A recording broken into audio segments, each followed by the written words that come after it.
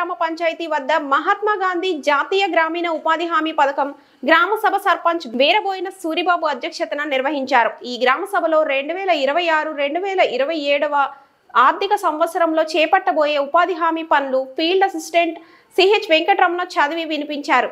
బెల్ల గ్రామంలో సుమారు 2000 జాబ్ కార్డు హోల్డర్స్ కంటే కేవలం 900 జాబ్ కార్డు హోల్డర్స్ మాత్రమే ఉపాధి పనికి వెళ్తున్నారని సర్పంచ్ సూరిబాబు పేర్కొన్నారు.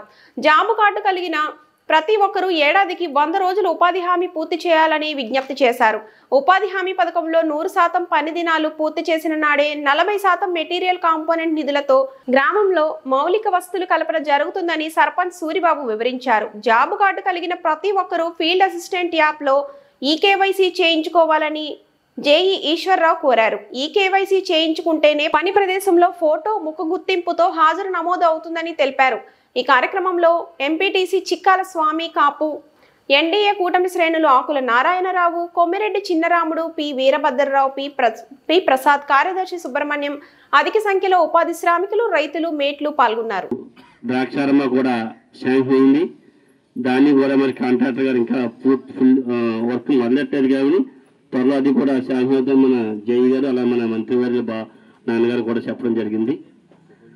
మరి ఇవి కాకుండా మనకి ఇంకా ఏదైతే వర్క్ ఉన్నాయో అలాగే మనకి విద్య కాలంలో ఎంజీఎన్ఆర్సీ నుంచి ఒక పిహెచ్ అదే 15 ఫైనాన్స్ అని పూర్తిగా దానికి మరి ఒక నామినేషన్ ఇంకా తెలియదు ఏ దేని నుంచి వస్తుంది అనేది పనిలో ఒక మనకి ఎక్కడైతే అలాగైతే పిహెచ్ ఉందో అలాగే ఇంకొక పిహెచ్ మన కాలువతల ఎక్కడైతే మన ప్లేస్ ఎక్కడైతే మన పంచాయతీ ఒక 5 సెంట్లు ఇవ్వగలదో అక్కడ నిర్మించడానికి 36 లక్షలతో ఒకటి శాంక్షన్ ఒకటి ఉంది.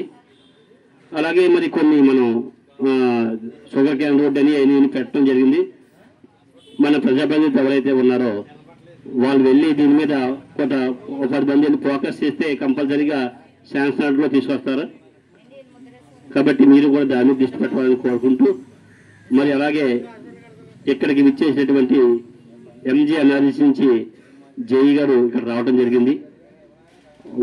ఆయన దీనిపై కొంత అవగాహన మనకి కల్పిస్తారు.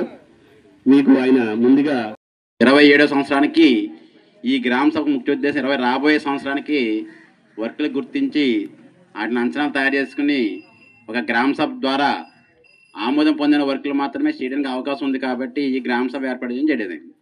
దాంట్లో భాగంగా గడిచిన అక్టోబర్ 2వ తారీఖున ఒక ఇనీషియల్ గ్రామ సభను పెట్టడం జరిగింది. ఆ ఇనీషియల్ గ్రామ సభలో గడిచిన సంవత్సరం 24-25లో ఎంత ఖర్చు పెట్టామో ఏంటనే వివరాలు చెప్పారు మీకు. అప్పుడు లాస్ట్ మీకు ఎవరికి తెలిసి ఉండకపోవచ్చు, ఒకసారి మరలా చెప్తున్నాను. దీంట్లో గడిచిన సంవత్సరం 24-25లో 78.5 లక్షలు ఖర్చు పెట్టాము. ఇక్కడ 78.5 లక్షలు ఉపాధి హామీ ద్వారా. ఈ సంవత్సరం దాని అప్పుడు మ్యాండేజ్ ఎంతంటే 21,000 పని దినాలు కల్పించాం. 24 జనవరి, ఫిబ్రవరి, మార్చి ఎండింగ్ వరకు కూడా మనకి పనులు చేయడానికి అవకాశం ఉంది. కాబట్టి ఇంకా పని దినాలు పెరుగుతాయి కానీ తరగవు. ఇప్పుడు ఆల్రెడీ 19,243 చేస్తారు. దాదాపు 3,000 డిఫరెన్స్ ఉంది. ఈ 3,000 పని దినాలు కూడా మనం రాబోయే 3,000 చేయొచ్చు, లేదా 5,000 చేయొచ్చు, ఎన్నైనా చేయొచ్చు. దీంట్లో ఏమీ లెక్కలేదండి. దీనికి ఏంటంటే ముందుగా లేబర్ బడ్జెట్ అనేది తయారు చేస్తాం. లేబర్ బడ్జెట్ అంటే ఏమీ కాదు, ఎన్ని కుటుంబాలు అయితే పనికి వస్తాయో ఉపాధి హామీలో సంవత్సరానికి 100 రోజులు పని చెప్పాలి అంటే దాదాపు మీకు యాక్టివ్ వర్కర్స్, యాక్టివ్ వేసేకర్స్ కుటుంబాలు ఉంటాయి కదండి. అంటే పనికి వచ్చే కుటుంబాలే మాత్రమే తీసుకుంటాం. అంటే 2,000 కుటుంబ జాబ్ కార్డులు ఉన్నాయి ఇక్కడ, కానీ అన్నీ తీసుకోము. పనికి వచ్చిన యాక్టివ్ జాబ్ కార్డ్స్ మాత్రం 907 జాబ్ కార్డులు మాత్రం పనికి వస్తున్నాయి.